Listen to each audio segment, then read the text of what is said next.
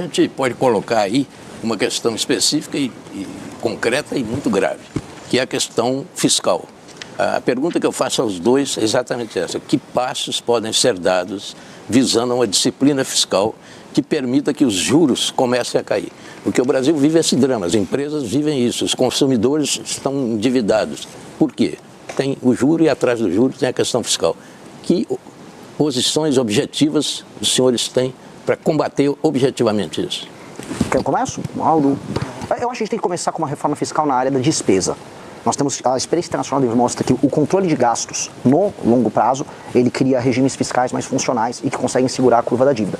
O nosso deputado federal, Ken Kataguiri, ele produziu uma PEC junto com os deputados que faz um controle justamente dessas despesas e que é muito enfática e é muito rígida.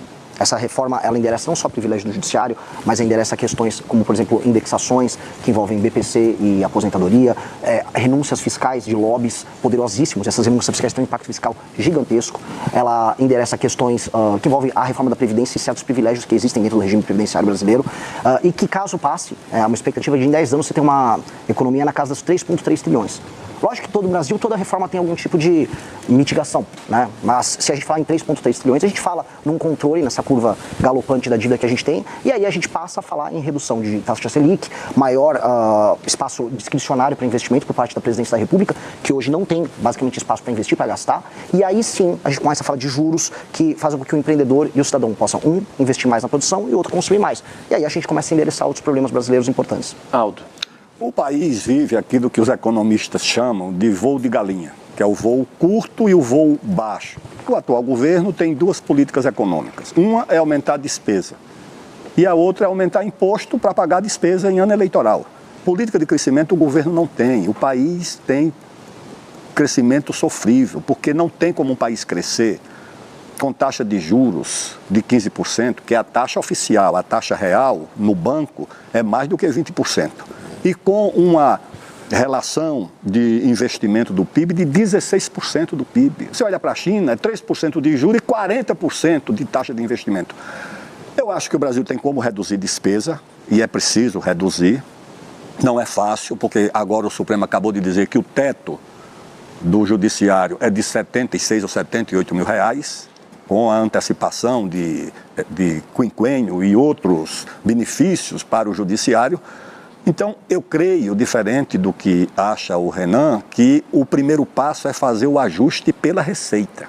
O país começar a crescer, remover os obstáculos ao crescimento do país, remover os obstáculos criados pelo Supremo, criados pelo Ministério Público, criados pelo IBAMA, criados pela FUNAI, criados pelo juiz de primeiro grau. Você olha num país que a Vale do Rio Doce tem 70 bilhões de reais autorizados de investimento, esperando licenciamento. Outras empresas privadas têm 300 bilhões esperando licenciamento. É claro que se você remove esses obstáculos, você vai ter um choque de investimento privado que pode fazer o país voltar a crescer e aí o Estado pode ter recursos. Então você tem que combinar a redução de despesa onde isso for possível e necessário com uma política de ajuste fiscal pela receita, que é o que o Brasil abandonou praticamente. Eu queria já levantar a questão da segurança, que é fundamental nessa campanha eleitoral. Não é? E as pesquisas mostram que esse tema, ele vem, e quando eu falo das pesquisas das últimas eleições, das penúltimas, então esse tema vem crescendo.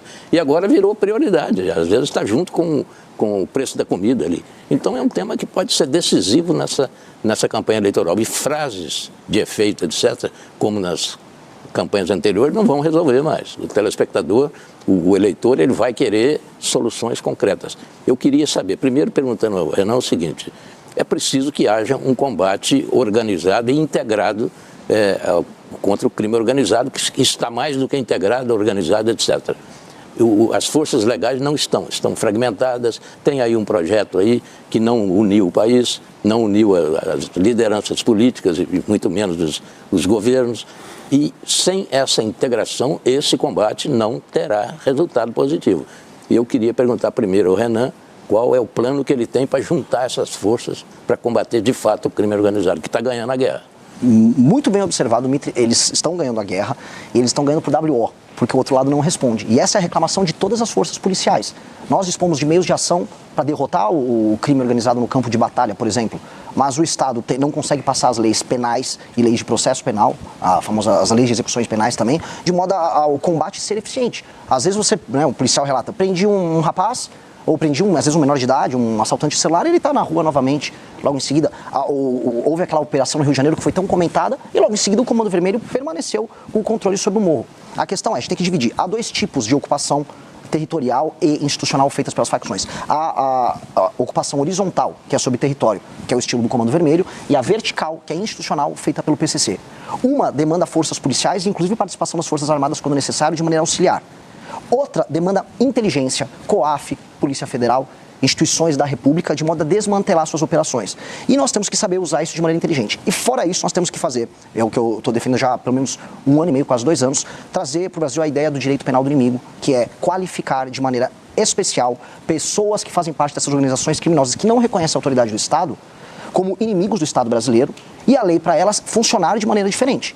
Isso é um instituto que vai permitir que as forças policiais e as forças de justiça nossa tratem estes inimigos do Estado, que são as facções criminosas, como eles precisam ser tratados. Porque hoje eles se utilizam de direitos e prerrogativas de modo a basicamente se manterem alheios à mão pesada que o Estado tem que ter para enfrentar eles e manter milhões de brasileiros num regime paralelo, num Estado paralelo, que retira destes brasileiros seus direitos humanos. Renan, isso que você está falando, quanto se aproxima, por exemplo, do modelo de segurança pública de El Salvador, que é tão comentado hoje em dia? A gente teve em El Salvador, no ano de 2024, a gente conheceu, a gente viu de perto como é que é o modelo de funcionamento deles, e ele aplicou algo similar, que é o entendimento de que as facções, os grupos criminosos, que a gente pode qualificar como terrorista, aí é uma questão de nomenclatura, eles estão atentando contra o Estado de Direito e, portanto, o Estado de Direito ele tem que ser instrumentalizado com todas as ferramentas para retirar determinadas prerrogativas desses caras, dessas lideranças do crime organizado, e colocá-los rapidamente na cadeia. Ele estabeleceu um regime especial, eles chamam lá de regime de exceção, e com base nisso ele desmantelou todo o crime organizado em El Salvador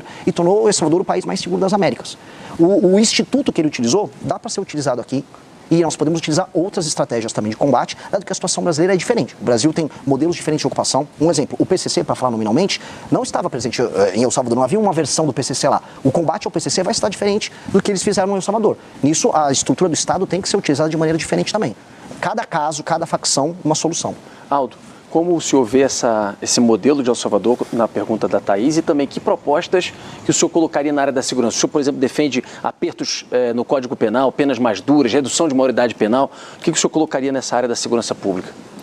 Quando eu era ministro da Defesa, nós fizemos uma operação na Amazônia, chamada Operação Ágata, para reduzir os crimes transnacionais, os crimes fronteiriços. Essa operação era conduzida pelo Ministério da Defesa, dela participavam o Exército, a Marinha, a Força Aérea, as polícias militares dos estados da Amazônia, as polícias civis dos estados da Amazônia, a Força Nacional, o COAF, a Receita Federal. Então era uma força-tarefa do Estado que bloqueava a ação do crime organizado transfronteiriço, que era reduzido a zero. Agora, quando a operação cessava, a atuação dos grupos criminosos voltava. Portanto, isso demonstra que você tem como enfrentar, que o Estado Nacional, que as forças policiais, as forças armadas, dando a logística e a retaguarda, tem como enfrentar a criminalidade, que hoje na Amazônia, basicamente, comanda os rios da Amazônia, comanda as áreas de fronteira. O que é que eu defendo? Eu defendo que haja normas especiais e normas de exceção para enfrentar o crime organizado. Você não pode tratar o criminoso do crime organizado como você trata um cidadão que comete um crime de trânsito e que não tem nenhum antecedente criminal. Esse você pode dar a ele o direito da audiência de custódia, do habeas corpus, da saidinha. O crime organizado não pode dispor dessas prerrogativas, porque quando você dá um habeas corpus para um criminoso ligado ao narcotráfico, você termina dando um habeas corpus para o André do Rap. Então você tem que ter normas. Se não gostarem da palavra normas de exceção, se acham que é muito pesada, usem normas especiais. Normas que deem à polícia, que deem ao Ministério Público, nesse caso sim, que deem ao Judiciário condições para enfrentar o crime organizado e essas facções. Com essas normas atuais, esqueçam. Você não tem condições de enfrentar o crime organizado da mesma forma que você combate um crime de trânsito ou um crime de alguém que não tem antecedente criminal. Então você tem no Brasil essa possibilidade? Tem, mas no Brasil há uma incompreensão sobre como enfrentar essa situação, porque muitas vezes há uma ideia de que o crime organizado é um problema social. Não. Problema social é desemprego, é fome. Problema social é isso. O crime organizado tem que ser enfrentado com repressão. A violência, o que é o monopólio do Estado, tem que se valer para enfrentar o crime. Quem é que vai enfrentar o crime organizado? É o cidadão que vai sozinho? Não, é a polícia. Ela tem um monopólio da violência e tem que ser usado para enfrentar a criminalidade. De outra forma, nós não vamos debelar o controle de área, como já acontece hoje, o controle de rios e de fronteira, como acontece na Amazônia. Delegados, chefes policiais lá da Amazônia, meus amigos, me mandam relato. Eles já assumem função de Estado, eles investigam a outra facção, eles prendem, julgam, executam a sentença, filmam e ainda mandam para a autoridade policial. E aqui em São Paulo, todo mundo sabe que tem áreas onde a polícia militar não consegue entrar. Então eu creio o seguinte, ou há mão de ferro contra o crime organizado, ou essa batalha nós não vamos vencer. E como é que você vê a dificuldade política, pergunto para os dois, para juntar as forças todas do país, os governadores e a União? É evidente que alguém tem que coordenar isso, tem que ser a União, né? O governo federal deve coordenar o grande combate ao crime organizado no Brasil, com o apoio dos estados. Eu estou falando da estrutura que o país tem. Sem essa estrutura na sua plenitude, vai ser difícil ganhar essa guerra. Eu queria perguntar como é que você vê as questões políticas impedindo a união das forças contra o crime organizado. Olha, eu fui o responsável pela segurança pública durante a Copa do Mundo. Isso. Nós íamos receber 32 seleções, eu acho, ou 31, chefes de Estado. A Merkel veio aqui 2 vezes, o vice-presidente dos Estados Unidos veio, o Putin veio, o rei da Bélgica veio. Esse povo todo tinha que dar segurança.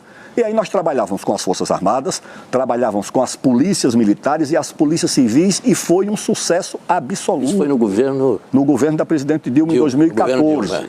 Nós tivemos a cooperação entre essas instituições, nós tínhamos comando e controle comuns. Exército, Marinha, Aeronáutica, Polícia Militar de São Paulo, Polícia Civil, Força Nacional, Polícia Federal, todo mundo trabalhando em cooperação. E nós conseguimos dar conta. Agora, segurança é um tipo de serviço que é intensivo em recursos humanos e em equipamentos. Você tem que ter equipamentos modernos. Inteligência. O equipamento é principalmente para inteligência. Se você não dispõe disso, você vai exigir que um policial militar com um colete vencido, que não tem um radar, que não tem o equipamento de vigilância. Não, e o Brasil, infelizmente... Eu vi hoje no jornal a notícia de que o orçamento de segurança pública do governo federal foi menor do que o orçamento de propaganda, de publicidade. Não sei se corresponde, mas foi a notícia que eu li. Então, de fato, é uma atividade negligenciada pelo Estado, negligenciado por boa parte dos governos, e no Brasil se tornou essa calamidade que nós temos. Então, se você tiver meios, recursos, as nossas Forças Armadas são muito bem qualificadas. As nossas polícias militares também são preparadas. Como recursos humanos, são bem preparadas. Agora, o recurso humano precisa do equipamento, precisa de uma viatura.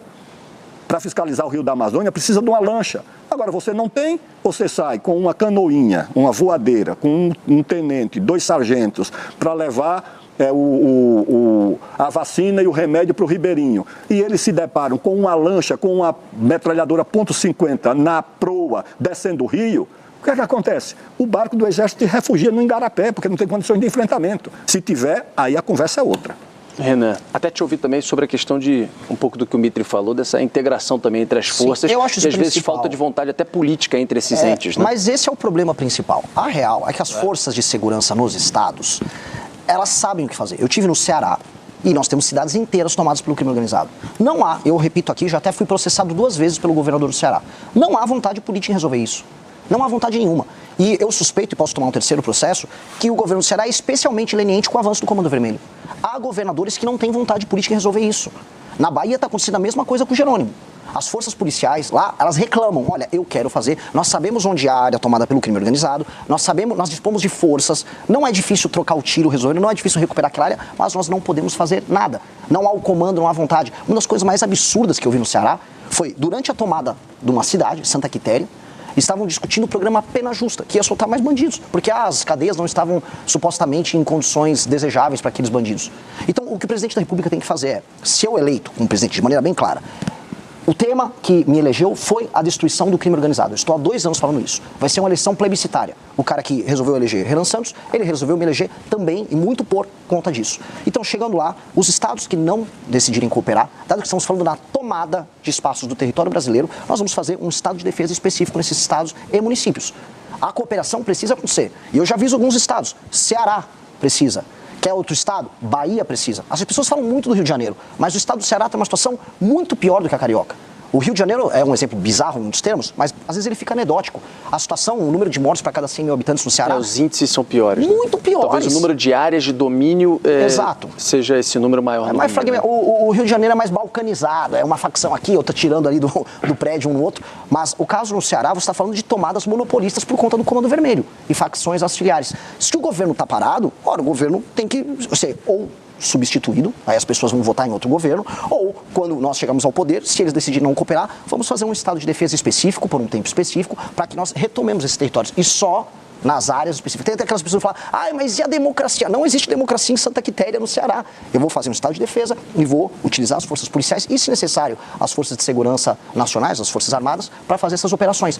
Ponto. Vamos recuperar esses territórios e aí entregar direitos humanos para as pessoas que precisam. Da maneira como está, eu volto a colocar, existem governadores que estão cooperando direto ou indiretamente com o avanço do crime. E isso precisa acabar. Deixa eu só pegar o gancho. Para falar em Santa Quitéria, que ele está aqui citando, que é o caso do Ceará, existe uma mina de urânio e fosfato há 30 anos esperando licenciamento. É urânio e fosfato, o país importa fosfato, tem fosfato lá em Santa Quitéria esperando licenciamento. IBAMA, não sei se FUNAI está metida, Ministério Público, estão interditando Santa Quitéria. Isso aí poderia gerar riqueza para a cidade, para o estado e para o Brasil. Está lá parado. Exato. É mais fácil o Comando Vermelho fazer uma bomba suja com urânio do que a gente produzir fertilizante para nossa agricultura. Essa é a piada nacional que a gente está vivendo. Aliás, é uma piada nacional. O Jornal da Band essa semana vai fazer reportagens com o Valtano de Oliveira mostrando essa questão dos fertilizantes, o quanto que o Brasil, que é o celeiro aí para o mundo, não consegue, é dependente 90% de importação de fertilizantes e anda a passo de tartaruga, dependente, como na situação agora de guerra,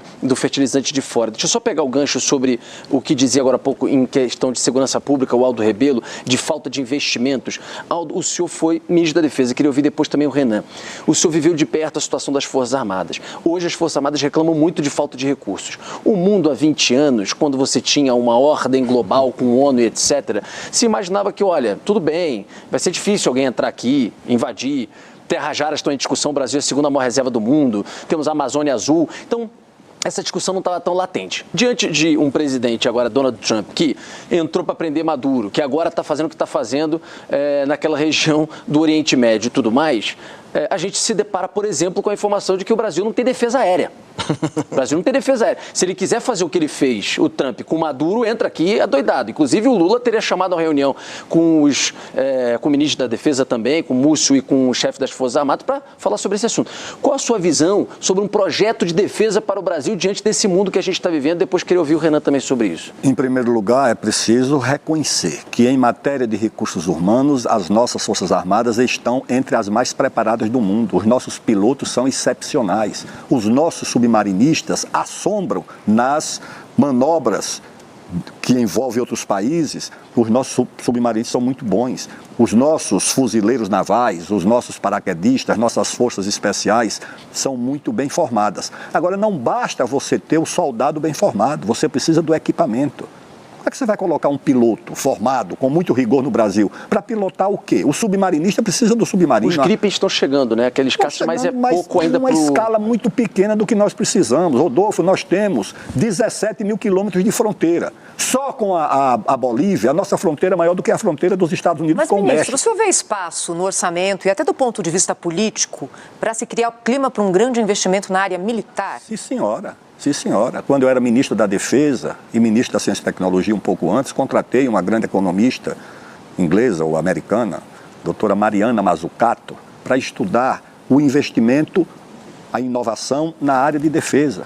E todo investimento na área de defesa, em inovação, em indústria de defesa, ele é dual, ele tem também aplicação civil, como os Estados Unidos fazem lá. Mais da metade do orçamento de ciência, tecnologia e inovação dos Estados Unidos é para a área de defesa. E do investimento em área de defesa sai uma internet e sai todos esses produtos, esses aplicativos que estão por aí. Então o Brasil tem condições. Tem que tomar providências imediatas. Quando eu era ministro da Defesa, arrumei um terreno lá no Maranhão para a instalação da 2ª esquadra. O Brasil tem uma esquadra localizada aqui no Rio de Janeiro. O Brasil tem uma base de submarinos no Rio de Janeiro. Está muito longe da Amazônia. A Marinha acha que nós podemos criar uma linha de bloqueio entre Natal e Dakar, militarizar Fernando de Noronha como uma âncora para a Marinha em caso de emergência. Eu separei lá o terreno, transferi do Exército para a Marinha num porto de águas profundas, perto de São Luís, para fazer a 2ª base, ali perto da Amazônia. Você tem que criar uma base aeroespacial no norte do país, ou em Boa Vista, ou em Tiriós. Você tem que multiplicar os pelotões de fronteira. Você tem que multiplicar os tiros de guerras indígenas. Tem que envolver as populações indígenas, na Amazônia principalmente, criar núcleos de preparação de oficiais da reserva. Existem, né? Existem núcleos indígenas do Exército. Mas muito poucos perto do que nós precisamos. Você tem um aqui e passa 1.000 quilômetros, 1.200 para você ter o próximo. Você tem que criar muito mais. Por quê? Porque você incorpora a população indígena e os seus idiomas na área de defesa do Brasil. É isso que nós precisamos fazer. Eu acho que nós negligenciamos, porque é caro você colocar uma esquadra em funcionamento, uma hora de voo de um caça, é 20, 30 mil dólares pelo menos. É isso que custa. Mas você precisa disso, porque o país não é respeitado, não é levado a sério, se ele, pelo seu tamanho, não trata a defesa de forma compatível com as suas responsabilidades, que é diferente do Uruguai, é diferente da Guiana. O Brasil é um continente, tem 4 milhões de quilômetros quadrados de áreas jurisdicionais no mar. Deixa eu ouvir o Renan. Renan, por favor. De maneira clara, eu me sinto, dadas as devidas proporções, como o Churchill pré-Segunda Guerra avisando, olha, vai dar ruim, aquele cara do bigodinho está avançando aqui, avançou nos Sudetos, vai dar ruim. O mundo está indo para um clima de guerra fria e que está cada vez mais quente. E as principais nações dispõem de tecnologias que a gente nem tem ideia na área militar. Pouca gente acompanhou e pouca gente cobriu no Brasil o que foi o manifesto da Palantir, que é a principal empresa de tecnologia militar hoje dos Estados Unidos. São técnicas de guerra, técnicas de cybermilitares, drones, estratégias das mais diversas, que o Brasil nem sequer possui ferramentas para iniciar esse enfrentamento. Alguns dizem que até teriam usado isso na invasão lá para pegar o Maduro. Sim. Aliás, os relatos dos militares venezuelanos são assustadores. Eu nunca vi o tipo de técnica que foi utilizada aqui. Nós não temos hoje condições de defender o nosso próprio território num conflito. Só que o nosso território é cobiçado. Como você colocou na sua pergunta inicial, nós dispomos das terras raras, de recursos naturais, água, território, solo fértil, e nós somos um terreno em disputa. A China estava tentando fazer sua ocupação geopolítica aqui na América Latina, e os Estados Unidos nos veem como reserva estratégica. Então nós estaremos no meio desse conflito. E é um conflito que vai chegar para as Américas, e nós temos, por necessidade, se quisermos manter o nosso território de dimensões imperiais, continentais, temos como necessidade nacionalista manter o nosso país íntegro, se defendendo usando o que há de melhor em técnica. E nós temos uma oportunidade que, assim, foi nos dada por Deus, que foram as terras raras. Boa parte dos equipamentos militares de última geração, a indústria de semicondutores, os drones, esses equipamentos necessitam das terras raras. E nós estamos discutindo agora para quem a gente vai vender a terra rara.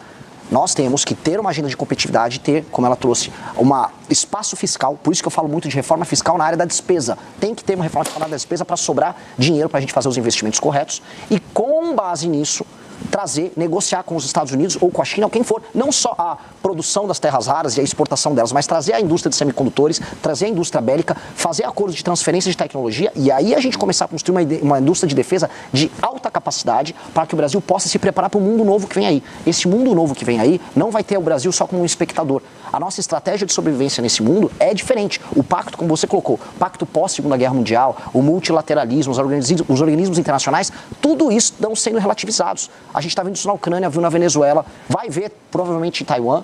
E nós temos que agora estar pronto para esse mundo. Esse mundo é um mundo que pode ser muito cruel com o Brasil. Renan, eu preciso chamar aqui o nosso intervalo, mas só para complementar uma questão, a Thaís perguntou sobre como também subsidiar isso, né? Esse aumento de investimento em defesa. O senhor acha que às vezes, por exemplo, a exploração que ainda não aconteceu, regulamentar e explorar mais terras raras, você pode pegar uma parte desse dinheiro e direcionar para investimento em defesa? De onde você acha que pode vir esse recurso, que realmente não é pouco, para o investimento nessa área? Eu vou mais longe do que isso. Não é apenas, por exemplo, pegar um pedaço dos royalties e direcionar para a área de defesa. Eu estou falando de montar uma cadeia de indústria bélica no Brasil com transferência de tecnologia. O Brasil é o segundo lugar no mundo com mais reservas de terras raras. Portanto, usemos isso como barganha. Tal qual o Vargas soube utilizar durante a Segunda Guerra Mundial a barganha do peso do Brasil para a instalação de indústria siderúrgica aqui. A CSN lá em Volta Redonda. Exato, precisamos utilizar isso como barganha para nos posicionarmos. E é urgente. O problema é que no debate público no Brasil, os dois principais candidatos não falam disso. Um só fala em soltar o pai e outro fala em pé de meia. Enquanto isso, daqui 30 anos, talvez não tenha país para soltar ninguém nem para botar pé de meia. Deixa eu colocar um outro assunto aqui na roda, que está todo dia no noticiário. Aliás, a gente brinca, né? Eu participo do Jornal Gente, na Rádio Bandeirantes, na Band News TV, que há alguns anos não houve edição do jornal em que a sigla STF não tenha sido pronunciada. Mas se eu olhar para trás, há 20, 30 anos, o que se falava do Supremo? Nada, nada. Ninguém sabia, às vezes, nem falar do ministro, isso, né? Nada. Quem compõe, quem gosta do azul, do amarelo. Hoje a gente sabe tudo. Queria ouvir, então, os dois pré-candidatos aqui no Canal Livre sobre isso. Papel do Supremo, se vocês acham que há hoje algum tipo de disfunção no equilíbrio entre os três poderes e, caso vocês cheguem à presidência da República, o que é que está na mão do Poder Executivo para resolver um problema, se ele existir, no entender de vocês? Deixa eu começar com o Renan. Bom, a partir de 2012, quando a gente está discutindo embargos infringentes, ali a discussão sobre mensalão, a gente começa a ouvir falar do STF. E hoje, nós estamos em 2026, ano de Copa, a gente sabe os 11 do STF, mas não sabe os 11 que vão estar na seleção brasileira. E, na verdade, o Xandão e o Neymar são os objetos de polêmica nacional. Mas, a real, o Supremo tem que voltar para sua caixinha. E a caixinha é uma caixinha que ele trata de temas abstratos ligados a discussões sobre constitucionalidade de temas nacionais, e não como última instância de processo. O Supremo brasileiro recebe coisa de 8 mil processos. A Suprema Corte Americana, 50. E eu nem concordo com o modelo da Suprema Corte Americana, que trabalha, às vezes, como, vamos dizer, última instância. Eu acho que o nosso modelo tem que ser de discussões que envolvam, olha, isso aqui é um direito fundamental, não, essa lei que passou, esse direito... É só isso. Atualmente é uma banca de negócios, atualmente é uma entidade que cruza todas as linhas possíveis, seja junto ao Legislativo, seja junto ao Poder Executivo. Atualmente é um instrumento autoritário dos seus pares e ele precisa ser combatido. Essa semana a gente viu um show de horrores do ministro Gilmar Mendes. E olha, ele é reputado como o ministro mais inteligente ali, estudou na Alemanha, fala alemão. É o decano. Tá passando vergonha. Agora deu um presente para Romeu Zema, adversário de vocês. O Zema fez um videozinho lá de IA e ele pirou com o vídeo. Isso é uma insanidade. O que ele fez com o senador Alessandro Vieira, isso não é normal. Mesma coisa com o Alexandre de Moraes. E aí quando pegam as coisas indecorosas, as participações no escândalo do Banco Master, eles ficam fingindo de louco. O Alexandre de Moraes, mentira, aquele contrato com a minha esposa não existiu. Como não existiu? Aí depois o COAF pega, não, teve 80 milhões ali que foram depositados. Ah, então existiu. Ah, não, nunca vi ele. Aí depois pegaram, não, ele teve em Trancoso. Perigosíssimo estar em Trancoso com um Vorcaro numa festa, né? Mas ele teve em Trancoso. O que tem que acontecer com essas pessoas? Primeiro, tem que chegar um presidente da República que não tenha rabo preso, como foi o caso do Bolsonaro e como é o caso do Lula, e chegar lá e endereçar o tema do impeachment de ministros do STF e uma reforma que acabe com as decisões monocráticas, como acontece no Brasil. 83% das matérias que chegam lá são resolvidas com decisões monocráticas. Estabelecer um prazo máximo para os pedidos de vista que acontecem ali. Proibir de maneira peremptória. Esse prazo já tem, são 80 dias agora. Mas assim, demorou. O problema é que não são cumpridos e quem deveria fiscalizar eles não fiscaliza, que são eles próprios. Então, essas loucuras que acontecem. Outra coisa, os escritórios de advocacia ligados a parentes. Outra coisa, o tal do foro Código privilegiado. de conduta. O código, é que é uma discussão que está rolando ali. Eu acho essencial o código de conduta e isso inclui também a impossibilidade de escritórios de advocacia ligados a familiares. O outro ponto que eu acho que também é importante, ela não ser a corte que cuida do tal foro privilegiado. Hoje, sejamos honestos, deputados e senadores não falam sobre o assunto e não vão tocar impeachment de ministro do STF, como aliás o Flávio Bolsonaro não vai tocar, porque ele tem rabo preso com o Gilmar Mendes e com o Dias Toffoli, deve favor para eles, porque está todo mundo na mão dos caras. Precisamos criar uma corte específica que vai cuidar especificamente desses casos. E ainda tem um outro tema, que é caro também pro ministro Aldo, que é o caso das ONGs que fazem lobby junto, vamos falar os nomes, com Rede de Sustentabilidade, com o PSOL, que chegam lá e ficam brecando obras, parando projetos que passam. Vocês vão ver Podem aguardar a tentativa de sabotagem ao licenciamento ambiental que a gente vai ver nos próximos meses. Vão tentar sabotar o licenciamento ambiental que vai botar um monte de obra para andar no Brasil, simplesmente porque sim. Porque tem uma agenda internacional financiada com ONGs tocadas e financiadas por nossos concorrentes internacionais que vão tentar usar o STF para sabotar o país. Não podemos deixar. Eu, como presidente da República, não deixarei. E nós temos que ter, vamos dizer, uma política que empodere agora o Executivo, porque as pessoas votam no presidente da República, e que recoloque o STF nas suas funções naturais. O Legislativo também, e aí peço para as pessoas votarem direito esse ano, né? Não tem que ter palhaços, tem que ter pessoas corajosas e probas para tocar esse assunto de maneira inteligente. É isso que eu clamo para a população brasileira. Agora, aí tem uma questão fundamental, que seria a reforma política. A nossa representação política no Brasil é inteiramente equivocada, ela não representa o que deveria representar. Há alguns projetos muito bons que estão perdidos por lá, propondo voto distrital, sistema misto, como na Alemanha, propondo voto em lista, e isso deve voltar agora. Eu queria saber a opinião de vocês. Voto distrital, vai? Não vai? O voto atual, ele funciona? Claro que não funciona. Vocês concordam com isso? E depois vamos falar também da mudança total da relação executivo-legislativo. Mas deixa eu só também ouvir senão o Aldo não vai perder essa oportunidade de falar sobre o Supremo e aí ele emenda sobre o modelo político brasileiro. De ouvir o Aldo também sobre o STF e papel. O problema é que nós vivemos no país um processo de insegurança jurídica que tornou-se insegurança institucional. A segurança institucional é porque não há limite na relação entre os poderes, já que o Supremo tornou-se o poder dos poderes. Ele subtrai atribuições do Executivo, ele subtrai atribuições do Legislativo, e o que eu posso dizer em resumo é o seguinte: com essa circunstância, com esse Supremo, o Brasil é ingovernável. O presidente Lula vai nomear agora, se nomear o doutor Messias, o 11º ministro do Supremo dos governos dele. Com mais 5 que foram nomeados pela presidente Dilma, são 16 ministros do Supremo do mesmo grupo político. Qualquer presidente da República que tente confrontar essa orientação, o PSOL, uma ONG, entra no Supremo e a decisão é revogada. Como é que suspenderam a Ferrogrão? A Ferrogrão é uma ação de uma ONG com um partido inexpressivo e o Ministério Público. Então, ou você confronta, e confronta não é com bravata, não é com ameaças, confronta institucionalmente essa relação, ou ninguém vai governar o Brasil. E tem que se fazer isso no dia 1º de janeiro. Isso é inadiável. Porque se você não remove essa ação de um Supremo que se julga acima da Constituição, se um presidente da República não chegar a hora e dizer o seguinte: eu estou impedido de cumprir essa decisão do Supremo porque ela fere a Constituição. Porque a ideia que se criou é que o Executivo e o Legislativo estão submetidos à Constituição e o Supremo é a Constituição. Não. O Supremo está tão submetido à Constituição quanto o Executivo e o Legislativo. Mas essa ideia não é a que prevalece no Brasil. Então, o primeiro passo é confrontar essa situação. Mas há uma gravidade nisso, né, ministro? Você acha que, em alguns casos, o Executivo poderia confrontar decisões da Suprema Corte? Sim, senhora, e deve fazer isso. Ou seja, se um ministro do Supremo diz ao presidente da República que ele não pode nomear fulano de tal para o ministério, como aconteceu com a presidente Dilma, como aconteceu com o presidente Michel Temer, ou como aconteceu com o presidente Bolsonaro no caso do delegado, ele não tem por que obedecer a uma decisão dessa. Ela é inconstitucional. A Constituição determina que nomear ministros é uma atribuição do presidente da República. Se ele vai nomear um ministro problemático, etc., ele vai responder por isso. Essa decisão não cabe ao Supremo. Infelizmente é o que tem acontecido. O Supremo toma uma decisão sobre marco temporal, confrontando a própria Constituição, que está lá no artigo, acho que é o 231, dizendo que esse marco temporal existe. O Congresso toma uma outra decisão reafirmando o marco temporal. O Supremo toma uma outra decisão dizendo que não existe, e você tem no país duas decisões conflitantes de dois poderes distintos sobre a mesma matéria.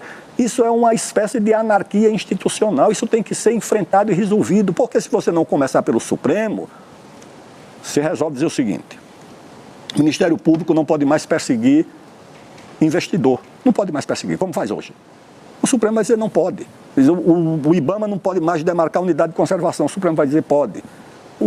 A FUNAI não pode demarcar mais terra indígena onde não existe índio, como tem acontecido. O Supremo vai dizer pode. Então você tem que enfrentar, em primeiro lugar, essa corporação Supremo. Mas você prega o confronto puro e simples? Não estou pregando o confronto, não. Uma mudança de legislação. Isso aí, quer dizer, o Supremo toma uma decisão e o presidente da República diz não cumpro. Aí eu confronto. Como é que seria preparar o caminho para que se possa tomar essa atitude sem que seja um confronto institucional? O Supremo vai recuar do seu poder de mando sobre o país, de decidir no lugar do presidente da República. Agora mesmo, o governo quebrado, porque o país quebrou, não vai quebrar em 2027, quebrou agora, o governo não tem dinheiro para as universidades, tem 50 universidades em greve, não tem dinheiro para botar o avião da FAB para voar, não tem dinheiro para botar as agências para funcionar, o Brasil está sofrendo um apagão. O que é que o governo faz? Contingenciamento dos recursos. Aí chegou um ministro e disse, não, pode contingenciar tudo menos o dinheiro do Ministério Público. Então, o Ministério Público é mais importante do que a saúde, a educação, o transporte, a moradia, a segurança, a defesa. Aí chegou um outro ministro e disse, tudo bem, mas também não pode contingenciar os recursos da área de meio ambiente, os recursos do Ministério do Meio Ambiente. Isso é uma decisão do Executivo. A distribuição dos recursos, depois de votados no Congresso, no orçamento, isso é do Poder, não é do Supremo. O presidente da República tem que enfrentar essa situação. E ao invés dessa paralisia, dessa anarquia institucional, muitas vezes é melhor o confronto mesmo. E vamos ver o que acontece. Por quê? Porque isso que está acontecendo para o país. É isso o que não pode continuar. O Supremo Tribunal Federal é uma instituição importante, mas ela transformou-se numa instituição absolutamente protagonista de tudo. Eu fiz campanha de anistia, de constituinte, de liberdades democráticas. Eu não sabia o nome do ministro do Supremo. A anistia de 79 foi negociada entre o governo do presidente Figueiredo e o Congresso, com o país se mobilizando, comitês da anistia, mobilizações. Eu não vi um ministro do Supremo se pronunciar sobre isso. Isso foi uma coisa da política, do Congresso, do governo. Agora não, o Supremo quer decidir sobre tudo, se imiscuir sobre tudo, e isso gera a insegurança institucional. Ministro, hoje a gente sabe não só o nome do ministro do Supremo, quanto o nome da mulher do ministro do Supremo, o nome do resort da família do ministro do Supremo, e aí vamos, né? E isso gera uma coisa muito grave, para concluir, que é o seguinte, a separação entre o poder e a autoridade. O poder é concedido por uma norma, a Constituição concede poder ao ministro do Supremo, ao presidente da República, ao deputado, ao governador. A autoridade é concedida por uma biografia, por um tipo de comportamento. E nós, no Brasil, estamos assistindo o poder indo para um lado, mantido pela norma, pela lei, pela Constituição, mas a autoridade se esvaindo, principalmente onde ela deveria ser mais. Deixa eu só responder aquela pergunta minha. Sim, só para equilibrar a questão de tempo, vou pedir só para o Renan responder a questão de reforma política, se o senhor entende que voto distrital pode ser um caminho ou não, e aí eu vou contigo nessa resposta e a gente depois encaminha, que eu preciso equilibrar o tempo aqui. Não, perfeito. Posso até dar um pitaco, trazer um caso claro no que a gente está discutindo aqui? Esse tema do STF é muito importante. Não dá pra gente, infelizmente, ele cobre muito espaço. Caso claro, eu estou falando muito. Dia 5 de janeiro, algumas áreas do Brasil que estão sob comando do crime, eu vou colocar em estado de defesa. Eu tenho certeza absoluta que vai vir uma ação do PSOL, o PSOL vai botar uma ação e vai vir um ministro que vai dar uma decisão monocrática barrando. Só que se o pedido do estado de defesa passa pelo processo legislativo certinho, obtive a maioria, conseguir, aí a decisão ilegal não se cumpre. E nós temos que estar prontos para ter um presidente da República que não obedeça uma decisão ilegal que venha do STF. Decisão ilegal não se cumpre. Inclusive já não se cumpriu antes. Uma vez houve uma decisão do Marco Aurélio mandando afastar o Renan Calheiros, 2016. Renan Calheiros, com nenhuma qualidade moral, vamos deixar claro, falou não. Rolou um impasse e derrubaram. Que eu acho que está na hora de fazer isso. O Bolsonaro ficava comprando, a gente comprou muitos conflitos do período do Bolsonaro, em que ele ficava gritando, não gosto do Xandão. Aí depois chorava no telefone com o Xandão, como foi relatado, pediu ajuda para Michel Temer. Não é assim que se resolve. Institucionalmente você vai ter que dar um break. Porque o Supremo vai fazer o quê? Vai te dar um golpe de Estado? Nós precisamos falar, se o processo legislativo foi tocado através dos seus agentes devidamente constituídos, e se o presidente, devidamente constituído, entrou, vamos dizer, no cumprimento das suas atribuições com um projeto, isso tem que ser respeitado pelo STF. Não é porque eles querem discutir direitos humanos em Harvard que isso vai ser derrubado. Isso tem que ficar claro. O próximo presidente da República vai ter que lidar com esse problema. E a gente não vai poder fugir desse assunto. Indo para a questão da reforma política. Eu não acredito no voto distrital puro, porque o voto distrital puro no Brasil é apenas empoderamento do centrão. E a gente tem um modelo político através de emendas e cooptação que é um desastre. E a gente, quanto mais roda o Brasil, mais a gente vê que existe uma versão do voto distrital, que são os políticos que cooptam, vamos dizer, as prefeituras locais, distribuem emendas, compram o voto e se mantêm com suas famílias por muito tempo. A reforma que eu quero, eu estou chamando de lei de responsabilidade gerencial.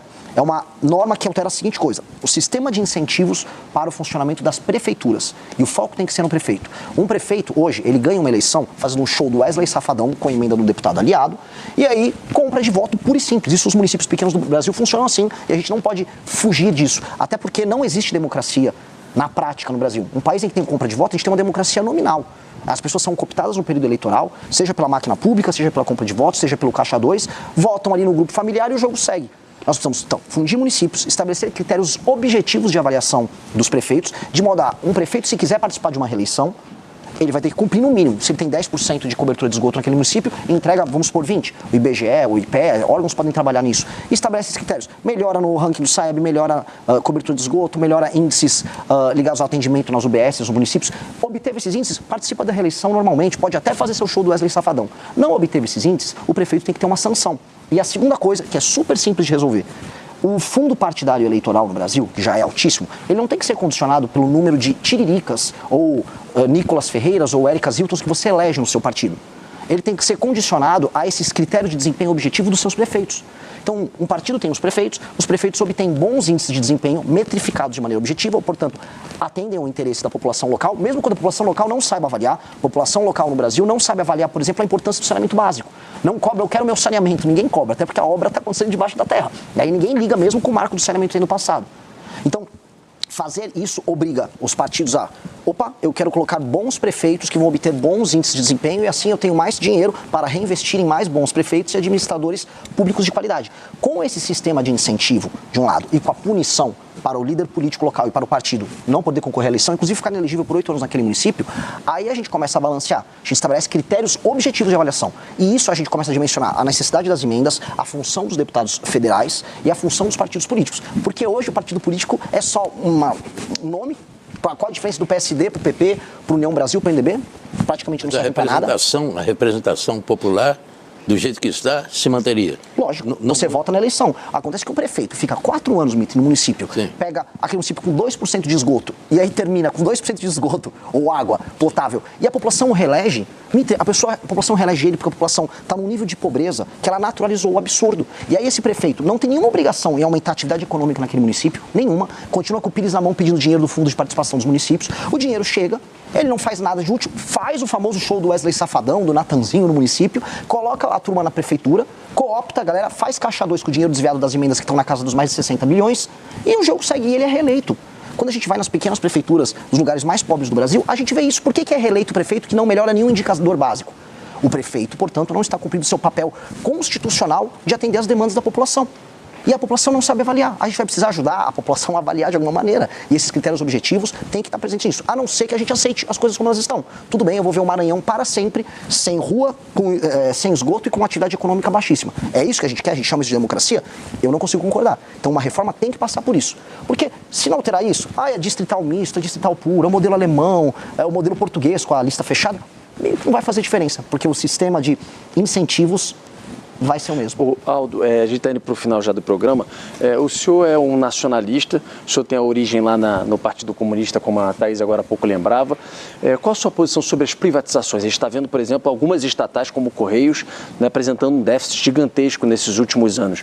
O senhor, caso presidente, manteria essas empresas estatais ou o senhor pensa em privatizações? Privatizar ou não privatizar não é uma questão de princípios, é uma questão de necessidade. O Brasil, quando construiu empresas estatais, é porque o setor privado não tinha interesse em, por exemplo, fazer siderurgia no Brasil. Então, o Vargas arrumou lá um fundo americano de 100 milhões de dólares e fez Volta Redonda.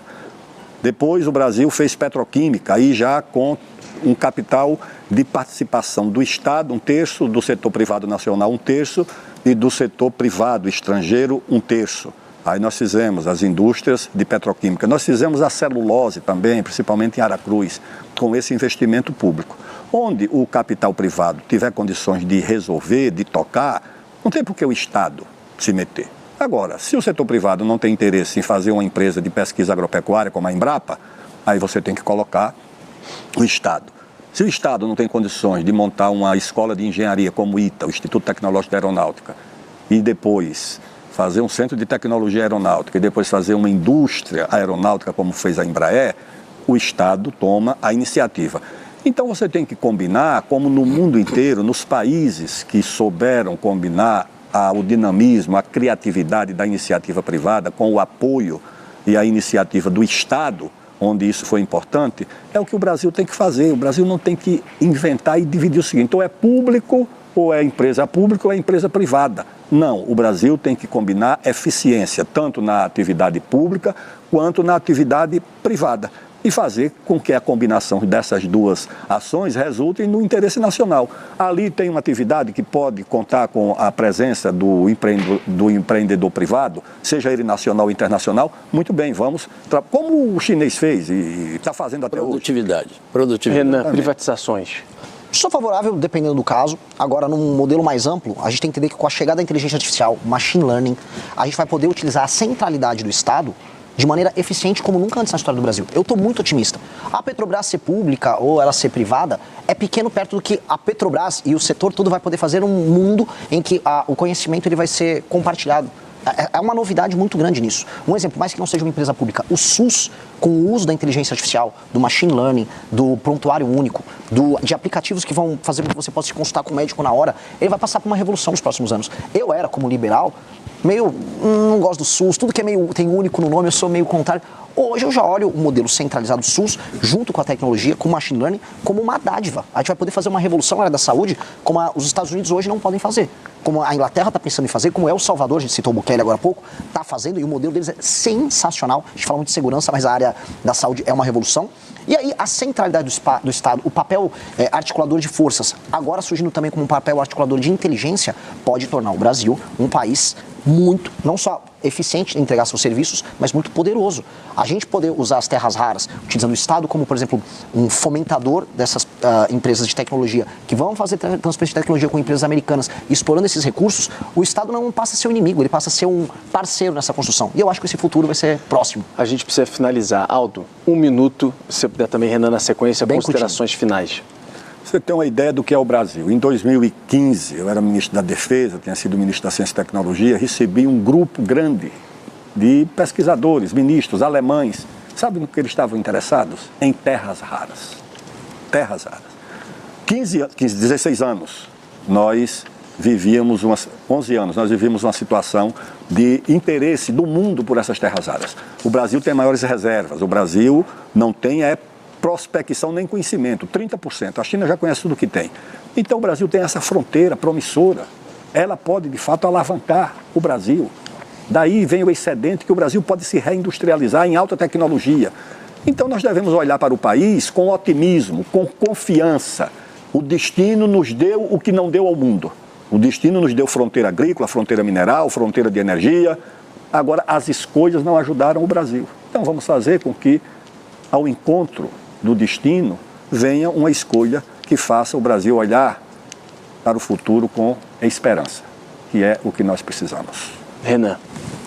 Bom, olhando aqui para o nosso espectador, tá nessa câmera aqui, tá nessa aqui, de maneira clara para o nosso espectador, disseram para você que o seu futuro é viver numa casa com muro, com medo de sair na rua porque pode ter seu celular tomado, tendo um emprego porcaria e assistindo as grandes coisas do mundo acontecerem em outros países, Estados Unidos, Japão, China, Coreia. Você aqui no Brasil é um espectador e no máximo torce para um time de futebol que hoje nem é tão competitivo. Pois bem, o Brasil pode ser glorioso. Você pode viver num país em que o bandido vai ser muito preso ou morto quando precisa. Você pode viver num país em que ganhar dinheiro não será um privilégio, mas será a regra. Você pode viver num país que será uma das 5 nações mais importantes do mundo. Você precisa ter imaginação, sonho e acreditar nas pessoas certas na hora certa. Não fique nessa história de Lula e Bolsonaro. Isso é o passado. O futuro e o presente já estão chegando. E o futuro, meu amigo, é glorioso. Aguardo você nessa aventura.